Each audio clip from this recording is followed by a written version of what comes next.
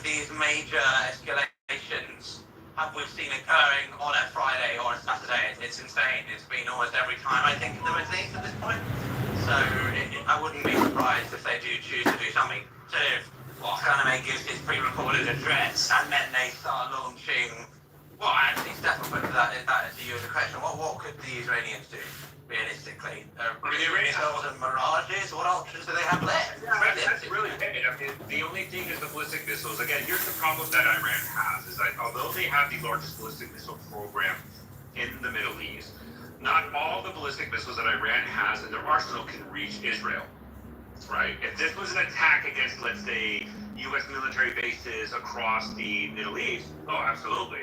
Right, because you have Qatar, UAE, etc. Yeah. Those the vast majority of those short-range ballistic missiles within the arsenal of Iran can reach those targets. Right. The thing about Israel is they have to use their medium-range ballistic missiles. So Israel doesn't have to be worried about a lot of these other areas, and I think that's why they're doing a lot of these targeted strikes. I mean, we've seen the concentrated strikes in Tabriz, Kermanshah. This is kind of in the western portion, and they're probably targeting those missile systems that can reach into Israel. And so that's something really important to highlight. And so, but Iran can still do it. If you look historically, at all the Iranian things and when they launch, I mean, it takes them a couple of days to do it. And that's why we're probably seeing the drone launches. But I think this is why Israel has been targeted the command and control and the leadership of these organizations, because they want to cause mass confusion and chaos within the IRGC ranks.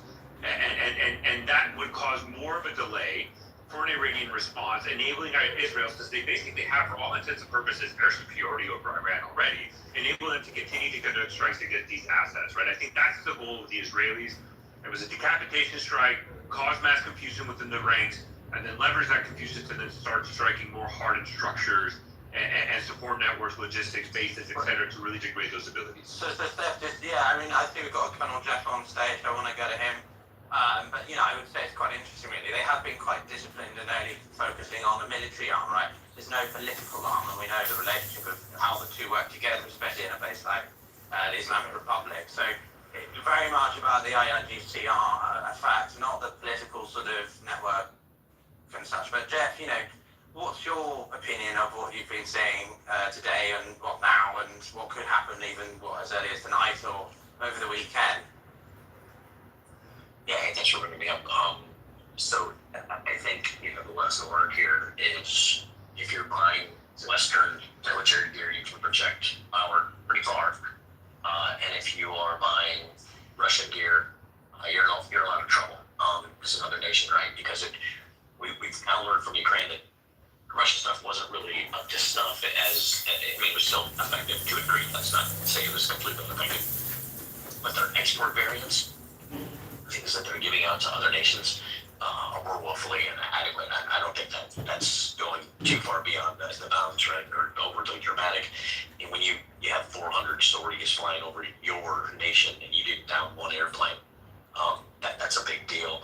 I do have a question. I don't know necessarily how the supreme leaders tie to the military is, right? So, and I don't know if he would be a target of an assassination if he's not somehow tied to the military, because you can't, as much as I understand Israel might want to do that, right? I don't think that they dabble into laws of armed conflict violations and things like that. So he is the leader. The same way Nasrallah was a leader of the military. Okay, perfect. That answers that question. I didn't know. Okay, thanks. So we got some interesting information here that was just shared.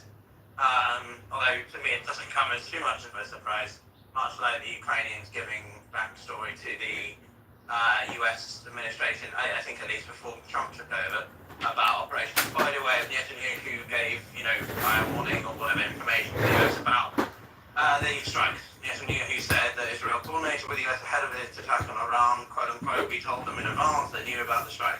What they will do now, I leave it to President Trump. He makes his own decisions. I will not speak for him. He speaks very persuasively and very firmly, and said Iran should not have nuclear weapons. They should not have enrichment capabilities. That comes from a CNN article and demonstrates, I think, that the perceived bad relationship between Trump and Netanyahu was actually all nonsense. So I don't know. I mean, I still think there was some disagreement here and there, but it's speculation. So anyway, that's the latest bit of information on the political front. Always go for it. Hey Peter, so I just got an alert to my phone from the Homefront Command Center, and they are basically asking people in certain areas. So me living close to the northern border, they asked us to be next to a bombing shelter because there is the suspicion that there will be some sort of an attack during Khamenei's speech. So right now, this is the situation on the ground. So in case there will be anything, I will try to open my mic. But if not, then you will know that I'm running. Just to confirm, you're saying you did get indications that an attack is originating from Iran against Israel. That was the alert that was sent. Just to confirm. Yes, they are sending it individually according to the area that you live. So they trace your phone, they know in which area you live, and then you're getting this warnings, and the alert said that it's because of the fear of an imminent attack. Yeah, because we have images, and actually we had a speaker yesterday, so I don't know if we can get him back on to the Mario teams. Stephen Abil. He said he tweeted a video, and you're seeing moments ago, it's seen over Iraqi cities in the western part, headed towards Jordan, and then obviously Israel. And it just looks some contrails, could be cruise missiles, could be ballistic missiles. So that could be associated voice to what you were alluding to. But from the videos, it doesn't look like a large quantity. We don't know how. I just want to stick on this for a second. A voice, so you're there. So if I can ask, how do you feel being on the ground? Do you feel that the Iron Dome is well equipped to deal with any potential? I mean, it did remarkably well the first time round, but I feel like the Iranians are going to upscale it even more this time. So, personally for you, how do you feel being in the situation? If that makes sense. Well, somehow at the same time, I'm not by jets in the air and stuff like that. The Iron Dome is less what makes me feel secure. It's more like the Arrow 2, the Arrow 3, and also new laser system of ELTA. Don't forget David Sling. I think we lost voice. Am I the only one who can't hear Hear me? Yeah, I think. There you are, voice. There you are. Now we can hear you. Sorry, guys. I hope you can hear me now well, right? Yeah, go ahead. Okay. So I'm saying that these systems, because they intercept the missiles way outside the atmosphere and also mostly far away from the Israeli airspace, I feel more secure knowing that these are deployed in the exact place. I think the Iranian mindset or the IRGC mindset is to launch an attack because they believe maybe that most of our Air Force pilots are too busy with Gaza or also with what's happening in Iran right now, and maybe it will be a good time to launch some sort of an attack. But they probably learned some lessons from what happened last time when they tried to launch cruise missiles, drones, and ballistic missiles all at the same time, so some arrived earlier, some arrived a little bit later, and they thought this is how they're going to challenge the air defense system. So that's not the case. That's not how they can challenge it. I feel safe, Piotr, living in Israel in time like this, but I'm also very about how, because war with Iran is not like a war with Gaza. This is something completely different, and the longer it will take, the dangerous it will become for all sides, by the way. Yeah, I appreciate you sharing that. I think it's just very interesting to share with listeners. Obviously, you're covering this professionally, but you are on the ground. Your personal security is another element. So appreciate that. But Hazem, did you want to jump in and then we'll go to you, Jeff? Yeah, real quick on retaliation. The key point when it comes to retaliation, it needs to be proportional. And Iran has nothing remotely proportional to what has been done over the past few hours and continues to be done. there's another aspect that, for one, Iran tried to retaliate already with 200 drones, all were shut down. Obviously, the response from Iranian arms and proxies, such as the Houthis, well, for Hezbollah, it was a very bashful two drones attempt, and Hezbollah would not want the Lebanese army to get involved at this point. And they will get involved if Hezbollah tries to do more than what they've done already. For the Houthis, they're looking at the situation, they're saying, well, we don't have any capabilities, and we really do not feel like we should be dragged into this conflict with a very active air campaign that can be very easily expanded into Yemen. Also, for the Iranian regime, as you mentioned very correctly, they have a limited amount of missiles to use to reach Israel. And the failure, now we're having this conversation, there's the illusion of the capability to respond by the Iranians. If they start sending ballistic missiles and these missiles get shut down in totality, then even that illusion of capability will be gone and they will be left with absolutely nothing. So it's not an easy decision for the Iranians to take this risk. Well, has leadership on that, right? I think it's the Iranians lost a major. Can I just read? I got just quickly. Sorry, if I may. I think this was shared in Khamenei's Telegram channel. I'm just going to read it out just from the address, and then Hazem, you can go to Nothing Burger. The supreme leader of the revolution, in a televised message to the Iranian nation, said, "Quote: The armed forces will make the scoundrel Zionist regime miserable." Ayatollah Khamenei addressed the great Iranian nation in a televised message tonight. The armed forces will act with force and impoverish the scoundrel Zionist regime. The Zionist regime will not escape this crime unscathed. The Iranian people can be assured Hey, you want to hear a Cindy Stumble impersonation? This fucking war is breaking my balls, and now my workers are showing up. I got 10 construction sites and no Mexicans. The Iranians lost one of that. Nelson, I want my money back from investing in this piece of shit app. You can argue which was the plausible deniability thing by striking Iran or attempting to.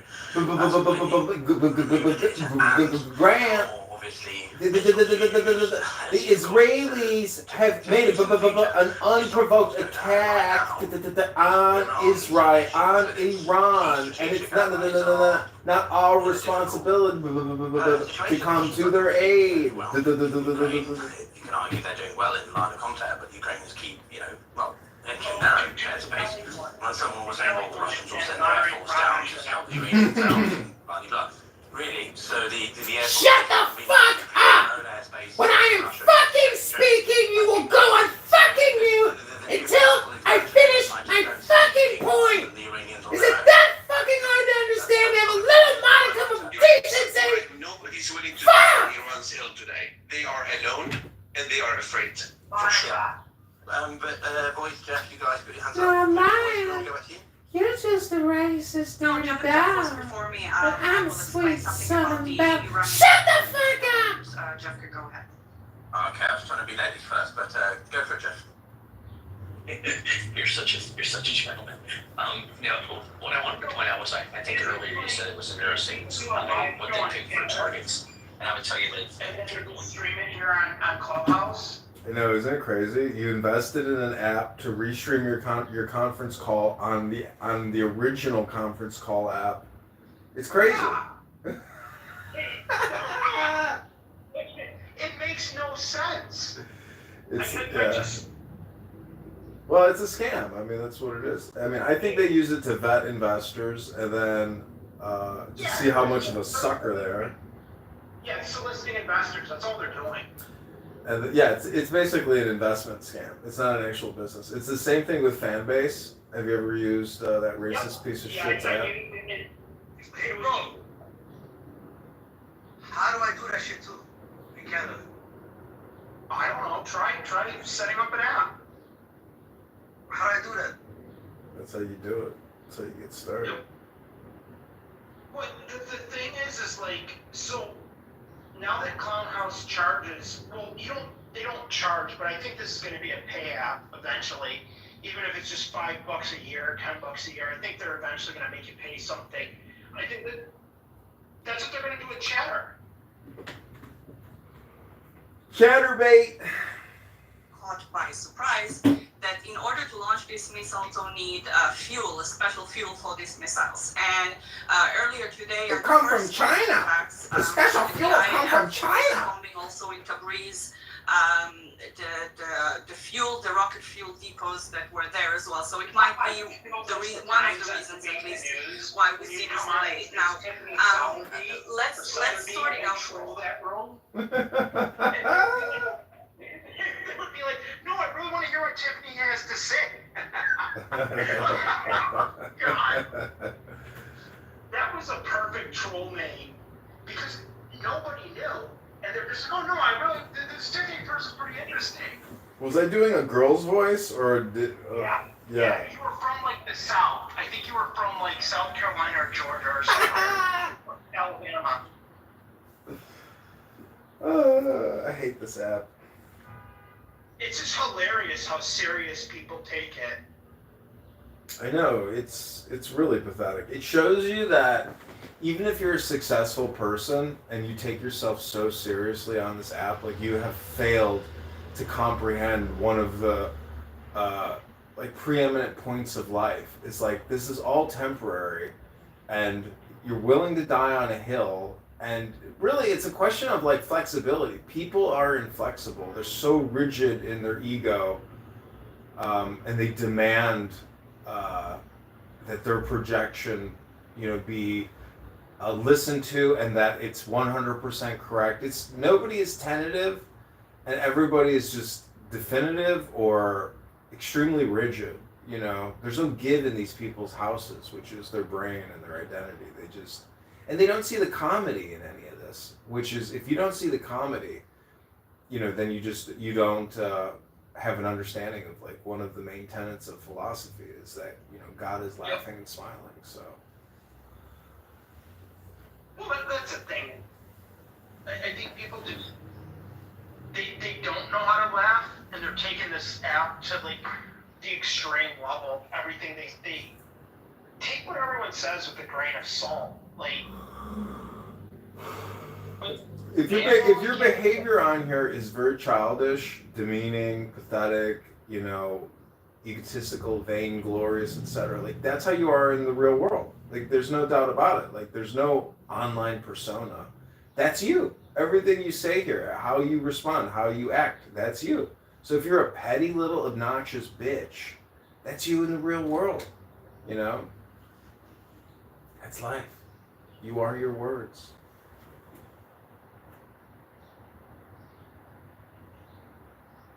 Yep. So what's going on in Chicago? I saw that there's like parades for this bullshit ICE shit. Yeah. And they're blocking like, what was it, Michigan Avenue? I can't remember, but they blocked part of like one of their areas right by the water where like you can't get past the road. Yeah, I don't know, but they say Saturday could be like a very dangerous day, so I don't know. Stay home with your guns and your butter. Yeah. Well, look at the People's Republic of Los Angeles, what's going on there. Why the fuck did you say like your sister lives in Cali? Yeah. Oh no, she lives in Seattle, actually, another liberal shithole. Every major city is a liberal shithole. But that's just it.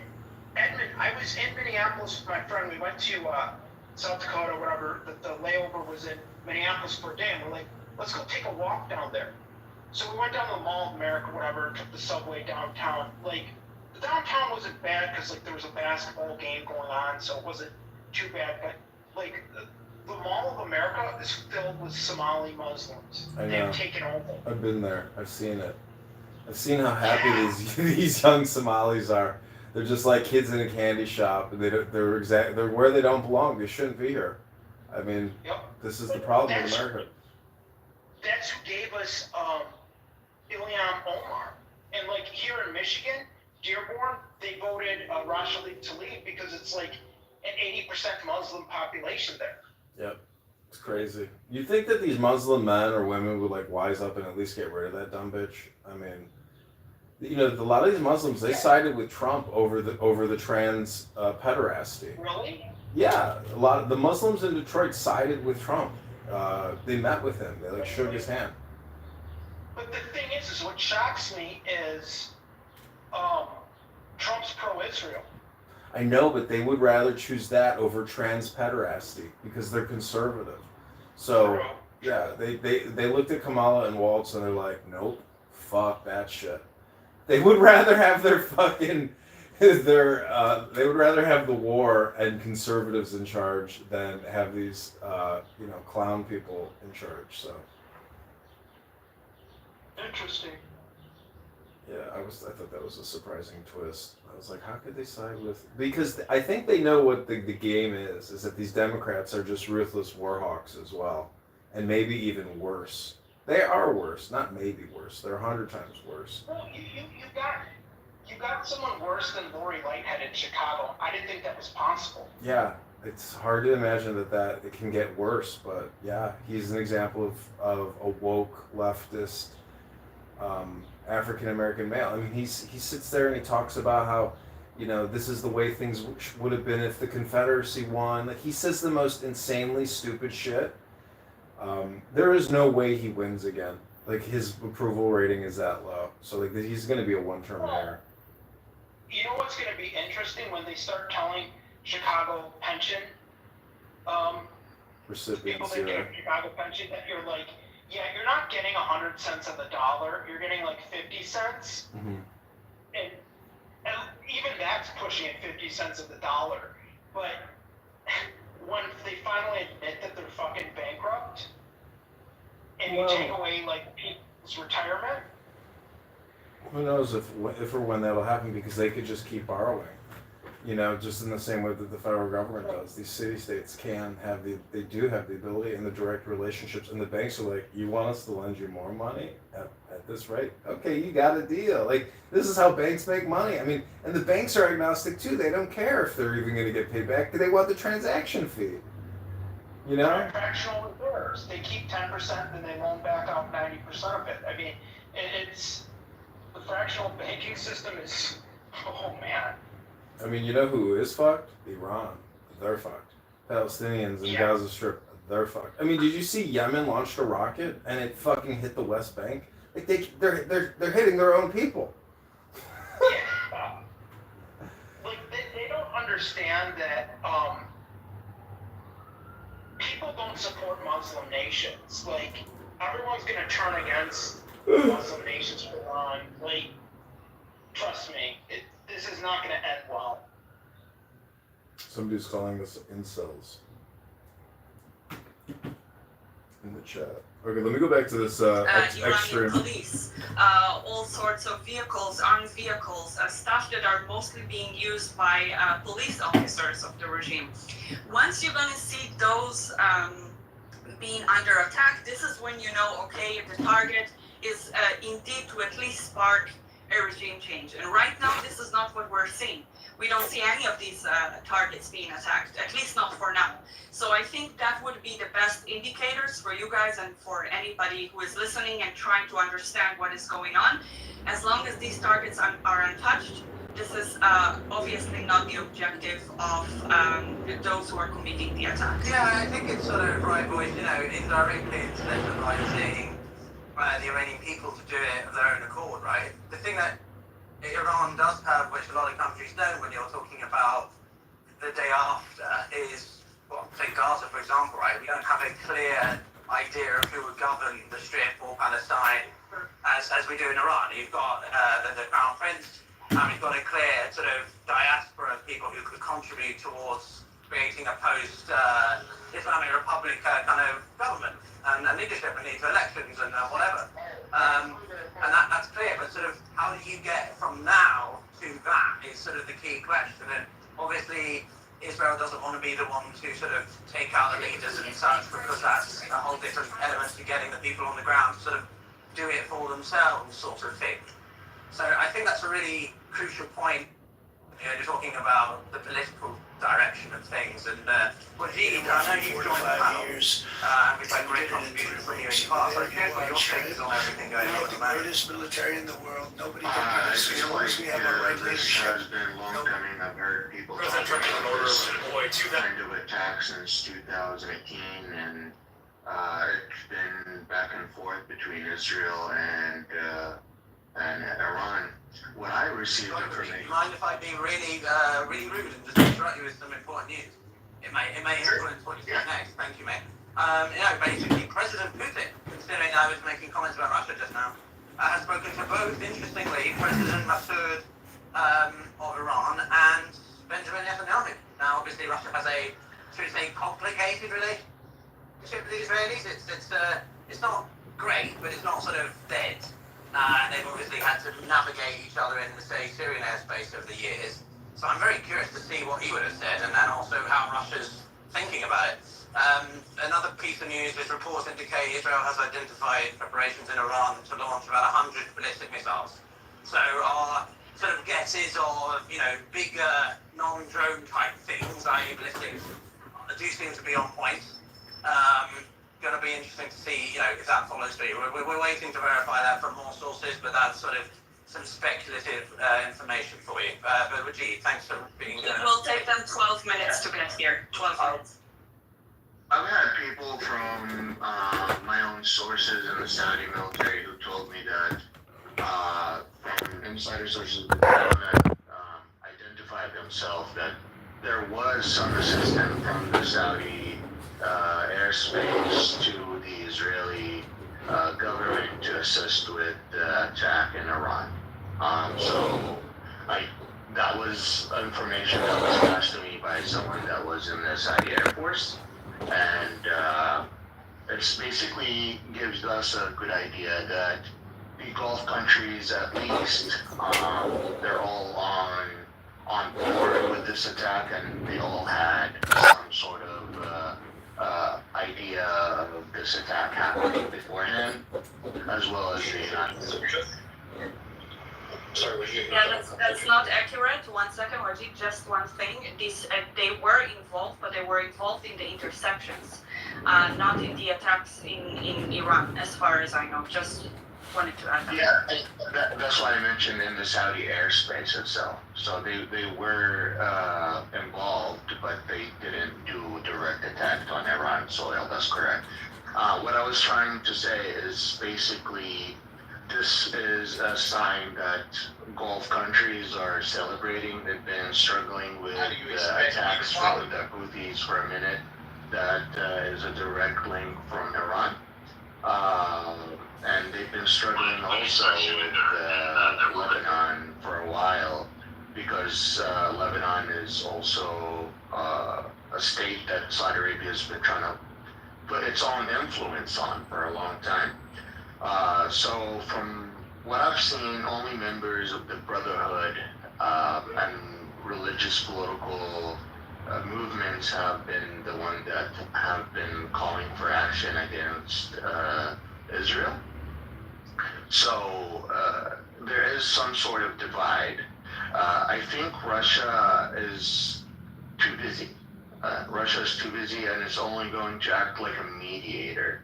In fact, I think Russia has a lot of its citizens in Israel, so I don't know if Russia has any interest of wanting any war in this situation. They're also... They don't have the capacity, I don't think it's about... they're too busy with... appetite, it's about capability, and I just don't see the Russians have the bandwidth. They can barely defend their own bloody airspace, you know what I mean? That's why the only country that said we'll step up is North Korea. Russia didn't say they're going to step up. North Korea said that they're going to help Iran. So what's clear to me is Iran is on their own, and North Korea was helping Russia and Ukraine. So I feel like the last country that they could fall on is North Korea. And they would have to pay out of their own pocket for that, I believe. So, from my own opinion... Yeah, I mean, from the North Korean side in Kursk and Russia, it was very, inconsistent hesitant, shall we say. They denied it for months, and then eventually when you had piles of North Korean bodies being emerged, and then also when the Russians retook Kursk, or much of Kursk, it was finally revealed that they did. I do wonder how much the North Koreans would get involved, as much of their industrial capacities are already supporting the Russians. And then obviously there's the distance, proximity thing. It's quite easy for North Korea to deliver to Russia because it's just over Russian airspace. But here you've got to go through other countries, and there's a bit of a more complicated, delivery path. So I I'm think not what expecting Iran, much use to do this. Iran's biggest mistake is that they started too many war fronts, and they wanted to support too many of their proxy groups without wanting to take any responsibilities for it. And they couldn't look forward to seeing that one day that all their proxies group could be dismantled and they would be the last person standing, and that's where we're left at, checkmate. So I think Iran is going to be looking at the end of its life here pretty soon, and maybe for a new regime. At least that's what Arab Gulf countries are hoping for. Yeah, interesting though, the reports earlier saying that they're going to condemn the events, actions by Israel. So, They say that in public all the time. Conversation. They've been having very close relationship with Israel behind closed doors. They always say that we condemn the actions of Israel, but then behind closed door they're having cheers and they're drinking glasses of champagne. Let's Non-alcoholic champagne. Non-alcoholic champagne. Non-alcoholic champagne. When the Formula One's in town, isn't it? But boy, if you wanted to jump in, or James, I saw your hand up as well. You got any news? Nothing on my end. Yeah. So just can you voice maybe do a summary again for us? So sort of the Israelis were launching a subsequent round of strikes on certain targets, right? How long did that last? What was the fallout from that in the past, hour and a half? Oh my God, you really tackled me. It's hard to get that from from the back of my head here. But yeah, there were 2 waves of attacks. About 200 Israeli fighter jets were participating in each and every one of them. Of course, the first one was hitting the chain of command, which had the entire Air Force leadership meeting in one place. This is something that has to do with the Mossad. There was a lot of intelligence work happening on the ground to get them all to be in the same room and then to conduct this target. Then you had, of course, a lot of attacks on you had the Iranian Tehran International Airport, you had Natanz, you had Perchin, you had, I really cannot pull them out of my head. Sure, I need to look at what got hit. It's all right, don't worry. I know I put you on the spot there. It was more just generally what we've seen, which was 2 rounds, and now we're waiting effectively for the Iranians to respond. Is that sort of the yeah, we're waiting for them to respond, and we are.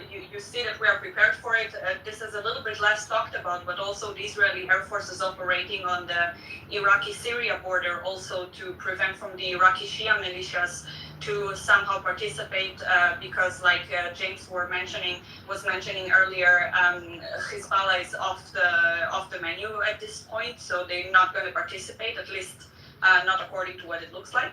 So the IAF is also operating there. Of course, there are extra batteries of David Sling, Arrow 1, Arrow 3 air defense system, and also there are tailored warning of the home front command as well that is also alerting regarding the areas of living. And we constantly get reports about launches of drones, couple of here, couple of there, that are approaching Israel, but none of them really penetrated the Israeli airspace. So this is why it's not big headlines with everything that is happening right now. And I think, this is what is happening right now, basically. A little bit of nuclear component facilities, ballistic missiles, launchers. And I think the most interesting thing is that in the initial wave, and I think this is what people should really focus on right now, the Mossad was able to establish for months now launching pads from trucks within Iran, that those drones, those Israeli drones, were actually attacking the air defense systems first before we even saw the big air campaign. And I think this is what the most interesting part in this entire action. It's not just the Air Force, it's what the Mossad have managed to establish on the ground as well. True, indeed. I think it goes back to what I was saying about the Ukrainians and the Israelis sort of, I don't know if they're directly learning from each other, so to speak, but it's, you know... They do. Yeah, did you? Yeah, I thought so. But no, I mean, running with your theme of sort of on the menu, I mean, you know, Iran's reeling yet again, and the Israelis are largely, you know, feasting there. They're, you know, they're eating away at assets that the Islamic Republic have or had, and well, they just don't. If they're going to shoot a bunch of ballistic missiles, it seems a little bit underwhelming. Obviously, trying to what's the word, jinx anything, but you know, it's only enough that fuel goes through. Only fuel can cut through and make a really big damage if they hit our target. Absolutely. No, I know. I'm not trying to play that down. It's just, you know, for all the talk that they make all this time, rhetoric. It's underwhelming in the face of things. But James, you put your hand up. I'm sure you want to make some points.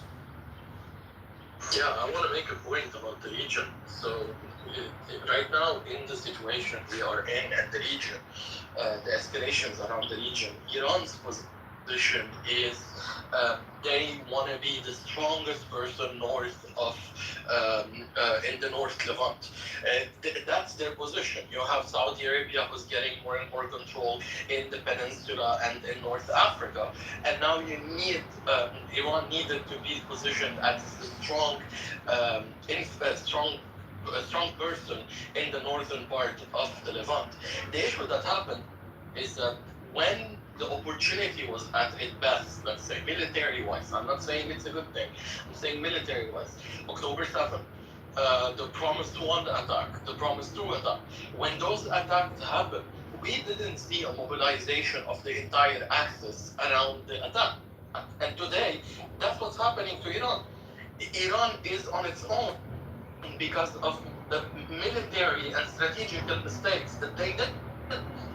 When you attack and you want to go attack an enemy, a person you consider an enemy that's much stronger than you, and you have all those capabilities, you have the ability to go by foot from the north and from groups that are on the territory itself, so bordering the territory. You can throw rockets, you can throw ballistic missiles from afar in order to overwhelm the capability of the defenses of the enemy, and then shoot bigger rockets with the ballistic missiles into the territory. You could have overwhelmed the situation enough in order to reach this position. What we've discovered, what we found out, is that it's paper tiger. Like the entire axis in itself have failed. It crumbled every time a decision was taken to attack a certain group from that axis. The same thing happened. Within the first 48 hours to 72 hours, the Tier 1 leadership is gone. So James, okay, that's always his choice of words. Trump says Israel strikes on Iran might actually boost chances for a nuclear agreement. I don't think so, quote. Maybe the opposite. Maybe now they will negotiate seriously. He still believes a deal is possible. They were close. They should have done it. Maybe now it will happen. Meanwhile, Israel admits the economy won't fully stop Iran's nukes, but hopes it sets the stage for a US-led deal.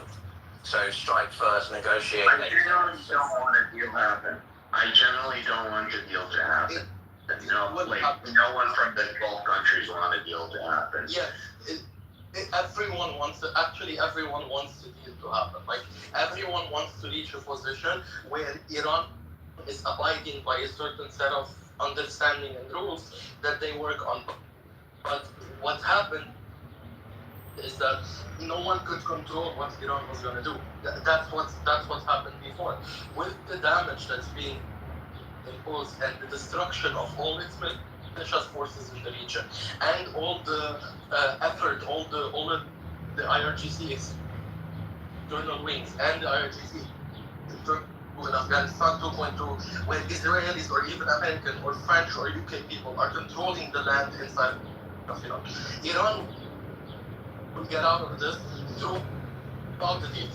There is no possibility. The question is, how much destruction will they accept to take until they reach a deal? Are they...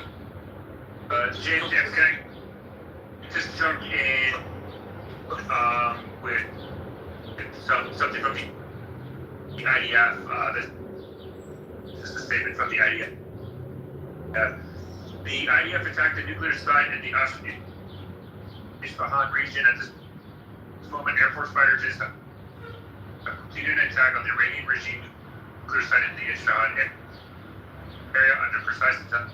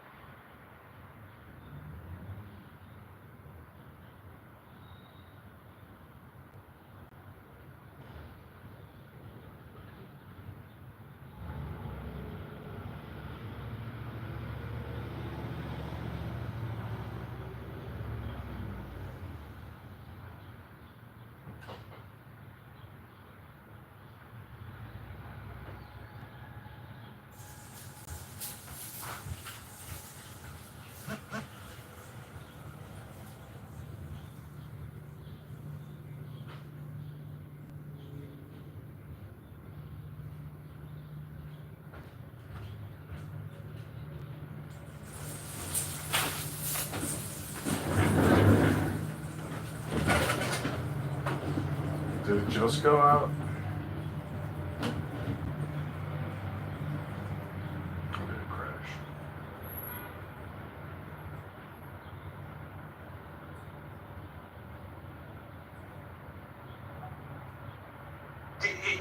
Were you surprised that Israel, because I think it's important to highlight, we have Israeli drones flying over, for example, we got video of it, of Israeli drones flying over to Greece. I mean, these aren't stealth drones. Let's make it clear. These are not stealth drones. These are just normal drones like RM-29s that get shot down by the Houthis, right? That's why they're there. But they're freely operating over Iran.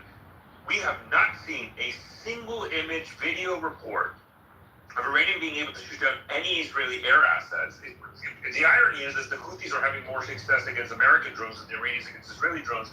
And again, these aren't substitute drones. I mean, what does that tell you? And what does that highlight? Was it, maybe the strike because one of the key targets was the command structure of the Iranian Air Defense Unit, the KHATC. Did that have an effect? Maybe it was Iranian air defense just more powerful? People talked about it, I guess it was more powerful than it really was. I mean, what does that tell you, Matt? Yeah, I think I'm starting to wonder a couple different things as we look at it. Yeah, number one, they did have a very good effective strike when it comes to knocking out those aerial defense systems and all of that being pre-coordinated. It's likely some of the first things that ended up getting taken out. I would be surprised if Assad and their drones, being launched, didn't have a huge effect on that, on some of these, And that's the issue that I had. Of what some of these things are, but for them to be able to go over and knock out some of these key components that would shut those systems down and render them inoperable. When we started seeing some of the Iranian fighter jets getting launched, it was, the F-35 isn't necessarily a cannon, dogfight. It's not really what it's designed for, right? So as those things start to pop up on their radar, they're able to fire freaking, from multiple kilometers away and just start knocking aircraft out of the sky if they absolutely need to. So those F-35s can dominate every single piece of air power that one has. So to me, that's where it's at. But the other thing that I look at as well, because I've seen what appear to be images of ballistic missiles and aerial defense systems that were getting knocked down that didn't seem to be manned. And this is the part that really started to make my head turn a little bit. If they're not getting ready fully to go into operation, they're not being manned, but they're getting struck, is that because people are abandoning their equipment, that they're essentially defecting when the word went down on all of the leadership that was getting knocked down. So, still waiting to see. I want to just quickly jump in. Yes, please, I'm going to go to you. I just want to give a quick... But I have an answer for you, Psycho. I just want to give a quick misinformation alert. There's a video circling around showing apparently claiming that it's an Israeli pilot that his plane was shot down, took down, and there's a parachute video. That video apparently is from when Turkey shot down the Russian S-24. That is not from this recent event. I just want to highlight that, everybody. So I saw it, people are going to start tagging. That is not from, if there's a report, there has been reports in Iranian Telegram channels indicating an Israeli jet was shot down. And then this video populated. That video appears to be from when Russia lost its Sukhoi 24, not related to the current event. Sorry. James. Guys, can you give me 2 minutes? I need to drop off. I just want to make some closing comments, if you don't mind. Yeah, go on with them, and then I do want to jump in. We've got not to beat a dead horse, but the whole question regarding North Korea helping, there's no way they can help. I mean, the only way they can help is sending missiles by sea. And it's not the ship that will be taken out if that attempt happens. It's the whole port that will be taken out. The other point I want to make regarding it's a very important conversation that was happening earlier regarding the oil facilities. The oil facilities are not on the target list at this point for multiple reasons. The U.S. side President Trump has been clear all along that those should not be hit because they affect global markets. On one end, they affect American public opinion, but also there's a more important aspect that any attack on oil facilities may open, at least in the Iranian regime's mind, the opportunity to strike oil facilities in the region. And that is something that nobody in the region and nobody in the United States want. A final point actually to that parachute video, and I've been wanting to mention this for a while. As somebody who have been involved in coordinating air campaigns, I am beyond impressed at the capability, discipline, and technical discipline by the Israeli Air Force. We're talking about a very complex campaign with thousands of miles being flown continuously by each platform. Not a single